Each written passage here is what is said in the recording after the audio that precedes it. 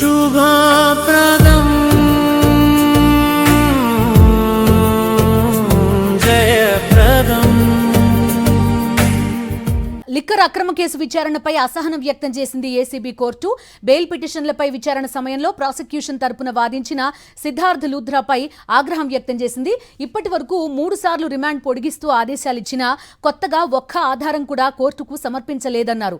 Material evidence ఏదీ ఇవ్వకుండా కోర్టును మిస్గైడ్ చేస్తున్నారంటూ లూథ్రాపై ఫైర్ అయ్యారు జడ్జ్. అసలు కేసు విచారణ పూర్తయిందా లేదా సూటిగా చెప్పాలని ప్రశ్నించారు.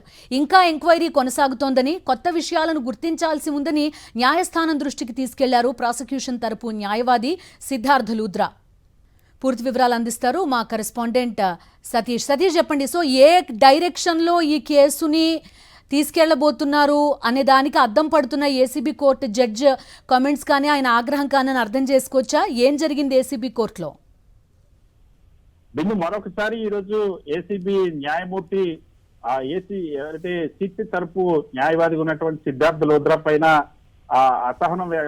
అసంతృప్తి వ్యక్తం చేశారు. ముఖ్యంగా ఆ లిక్కర్ కేసుకు సంబంధించి నిందితుల బెయిల్ పిటిషన్ పైన ఈ రోజు ఏసీబీ కోర్టులో విచారణ జరిగింది. దీనికి ముందు జరిగిన పరిణామాలంతా కూడా మనకు తెలిసిందే. సుప్రీం కోర్టు వరకు కూడా వెళ్లాల్సి వచ్చింది. హైకోర్టులో బెయిల్ రద్దు పిటిషన్ల పైన విచారణ జరిగేంత వరకు ఈ పిటిషన్లపై నిర్ణయం తీసుకోవద్దంటూ ఇచ్చినటువంటి తీర్పు నేపథ్యంలో సుప్రీంకోర్టు ఆ తీర్పు కొట్టేసింది. ఈ నేపథ్యంలో ఈ రోజు ఏసీబీ కోర్టులో నిందితుల బెయిల్ పిటిషన్ సంబంధించి చెవిరెడ్డి భాస్కర్ రెడ్డి సంబంధించినటువంటి బెయిల్ పిటిషన్ పైన విచారణ జరిగింది. అయితే ఈ విచారణ సందర్భంగా విచారణ పూర్తయిందా లేదా సూటిగా చెప్పాలని సిద్ధార్థ లూథ్రాని ఏసీబీ న్యాయమూర్తి ప్రశ్నించారు. ఏసీబీ న్యాయమూర్తి ఒక విధంగా అసంతృప్తి వ్యక్తం చేశారు.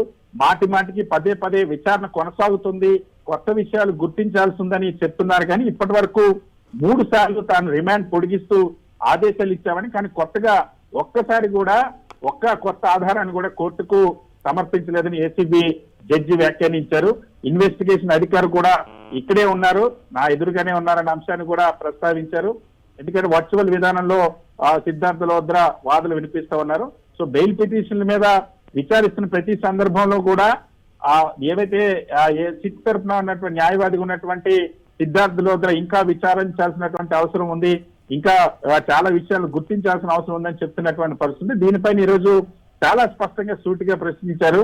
బెయిల్ పిటిషన్లకు సంబంధించి విచారణ జరుగుతున్న ప్రతిసారి కూడా మీరు ఇదే మాట చెప్తా ఉన్నారు. మేము 3 సార్లు ఇప్పటి వరకు కూడా మా రిమాండ్ కూడా పొడిగించాల్సిన పరిస్థితి వచ్చింది, కానీ ఇప్పటి వరకు మెటీరియల్ ఎవిడెన్స్ కూడా కనీసం సమర్పించలేదని ఏసీబీ న్యాయమూర్తి అసంతృప్తి వ్యక్తం చేశారు. కోర్టుని మీరు మిస్గైడ్ చేస్తా ఉన్నారు, తప్పుదో పట్టిస్తున్నారంటూ లూథ్రా పైన ఏసీబీ న్యాయమూర్తి సీరియస్ అయ్యారు. ఇది ఖచ్చితంగా ఏదైతే పదే పదే కోర్టులో జరుగుతున్నటువంటి అంశాలకు సంబంధించి ఇటీవల ఏవైతే సిట్ అధికారులు అనుసరిస్తున్నటువంటి తీరు పట్ల ఏసీబీ న్యాయమూర్తి అనేక సార్లు ప్రశ్నించారు. అనేక సందర్భాల్లో ఏసీబీ న్యాయమూర్తి మీరు అడుగుతున్న మెటీరియల్ ఎవిడెన్స్ అడిగినప్పటికీ కూడా ఇప్పటి వరకు కూడా ఈ కేసులో ఎవరికి కూడా సమర్పించినటువంటి దాఖలాలు లేవు. సో ఈ నేపథ్యంలోనే ఈ రోజు మళ్ళీ సిద్ధార్థ లూథ్రా పైన ఏసీబీ న్యాయమూర్తి అసంతృప్తి వ్యక్తం చేశారు. మెటీరియల్ ఎవిడెన్స్ కూడా సమర్పించలేదు, కోర్టుని తప్పులో పట్టిస్తున్నారంటూ ఏసీబీ న్యాయమూర్తి అసంతృప్తి వ్యక్తం చేశారు. Okay Satish, thank you.